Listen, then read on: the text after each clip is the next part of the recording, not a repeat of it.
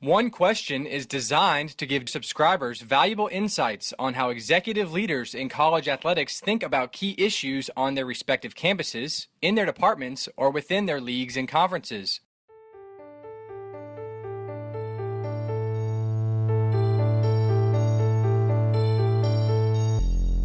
Greetings, this is Ty Brown, and welcome to One Question, where we highlight executive leaders in college athletics. Our guest today is Dr. Kevin Blue. Kevin is the Director of Athletics at UC Davis, and he is just starting his third year in that role. Greetings, Kevin. Thanks for joining us. Thank you for having me on, Ty. Now, Kevin, you've been in athletics for roughly 13 years in a number of different roles, and one of the things that you find very important is professional development for your staff. Can you give us some of your thoughts on staff development and professional learning in athletics and why it's important specifically for the development of student athletes? Yeah, I think that one of the things that's really interesting about working in college athletics right now is that college athletics lies at the nexus of a lot of industries and areas that are undergoing a significant amount of change. So that implies that in your role, if you're not able to continue learning actively, the changes that are happening around you will make it difficult for you to stay on top of trends and be as effective as possible. So, college athletics, there's a lot of changes that are happening in technology. There's obviously changes that are happening in the way that young people are coming up through high school and need to be educated in college. There's changes in higher education itself. There's a lot of changes in the media landscape. So it's really an imperative to keep learning, not just a luxury. It's really an imperative to keep learning. Otherwise, your knowledge base will not be able to keep up with the changes that are occurring in college athletics.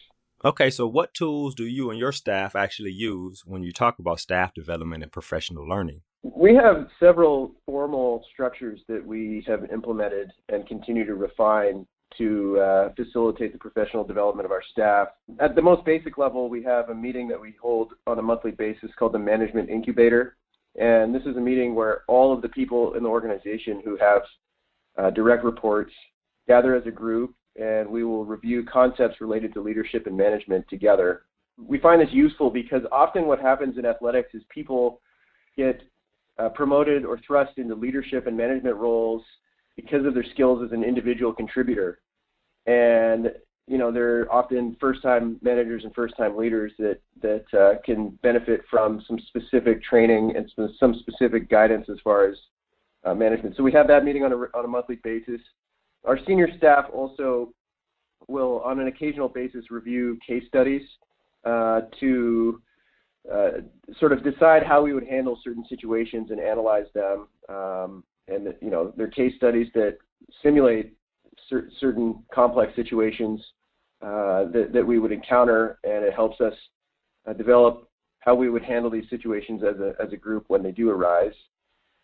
We also have a program that we call the Professional Development Mentorship Program, where it's individual contributors in our organization that are especially promising get paired with people on our senior staff for a year-long mentorship experience.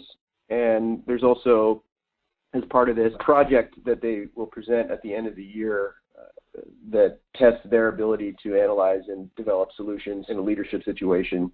And lastly, we collaborate with our business school here at UC Davis. The business school has developed a leadership competency model in collaboration with Korn Ferry, and the business school and our senior team have interacted regularly to reflect on that leadership competency model and how to develop those characteristics in our staff at UC Davis. So we're pretty extensive and thorough when it comes to this.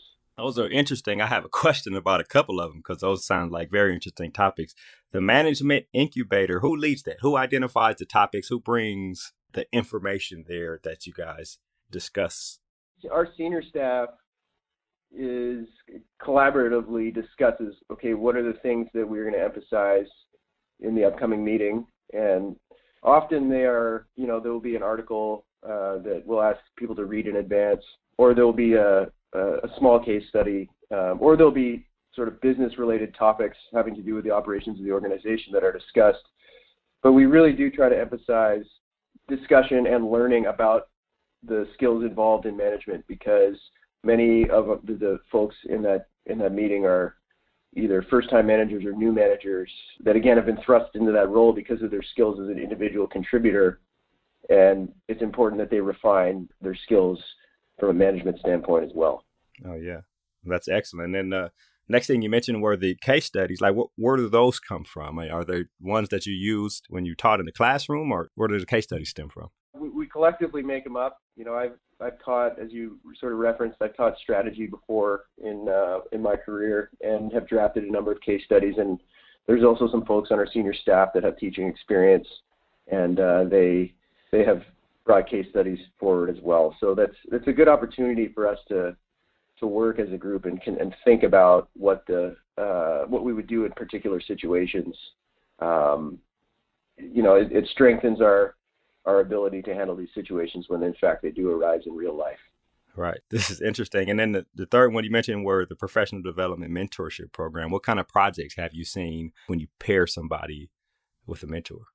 Well, a lot of that is just a structured way for there to be informal mentorship conversations. So our senior staff will take their mentors to lunch on an occasional basis, and then the group of mentees gets together and works on a small project that they're going to present at the end of the year here to demonstrate what they've learned. Okay, now that's interesting. And then the final one you mentioned was with the business school, the leadership competency model. Is that an academic thing, or is it a testing? Like, tell me about how that's structured. It's our business school worked with the researchers that are at Korn Ferry on a leadership competency model, and I think it's proprietary, in fact, to Korn Ferry. But it's just a description of the most important behaviors, skills, and competencies that characterize effective leadership. And we review. We've had a couple seminars now with the Graduate School of Management where our senior staff and some other folks have been involved in learning about the model and being able to reflect on our own individual leadership skills and how closely they resemble the ideal profile of a leader according to this leadership competency model. Now, you mentioned these four things. How do you measure the outcome and effectiveness of these tools with your staff? And also, what is the effect they have on the athletic program as a whole? Well, I wish there was a precise quantitative way to measure the outcomes, but we look at it more holistically. We want to see that management and leadership best practices are appearing in some of the staff that is receiving this training. So we do keep an eye on the effectiveness of their leadership and their management skills as they continue to develop. We want to see that people are comfortable in an environment of change, right? They're learning how to adapt to the changes that are going on in our business. And when we see people making decisions and when we see people coming up with original ideas that show comfort in an environment where change is occurring, then we know that we're on the right track. And then obviously we also want to see advancement from the people in our organization, whether that's advancing internally or whether that's advancing to other opportunities that are moving their careers forward at different organizations. We're in favor of any type of advancement that's for the best of our employees. And when we see that, we also know that we're effectively developing them. Right. Well, I'm sure you could see, especially going into year 3, if you had a graduate assistant who started with you, if you can see their thought process and strategic thinking improve over the last 2 or 3 years, that's got to be rewarding for you as a leader of that department. No question. And I think we believe it to be an imperative rather than a luxury. Like I said at the beginning, things are changing rapidly in college athletics and in the adjacent industries that impact college athletics. And it is really important that we have an attitude and a mindset that we have to continue to learn and continue to develop if we want to make sure that our knowledge base and skill sets continue to be effective. And it's something that we put a lot of emphasis on here. Yeah, well, Kevin, it sounds like you're making a big difference there, and I definitely appreciate you joining us here on One Question. Appreciate being on, Ty. Thank you.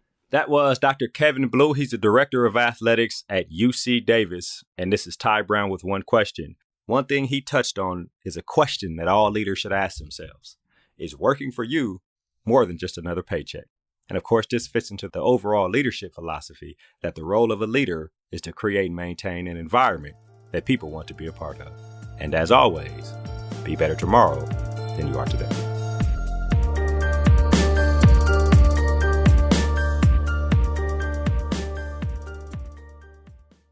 This episode of One Question is produced by Spades Media Group, solving problems using creative leadership.